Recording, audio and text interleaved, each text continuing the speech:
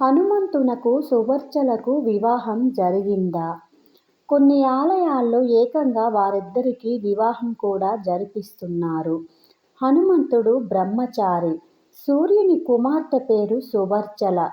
హనుమ సూర్యుని వద్ద విద్యాభ్యాసం చేశాడు. ఆ సమయంలో సువర్చల హనుమను ఇష్టపడింది.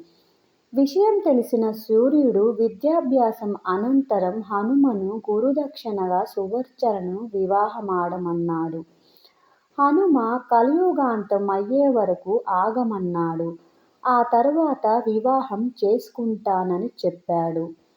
అందుకే సువర్చలను హనుమ ఈ కలియుగం అంతమైన తరువాతే వివాహం చేసుకుంటాడు. ఇచ్చిన మాట ప్రకారము, సూర్యునికిచ్చిన గురు దక్షిణ ప్రకారము.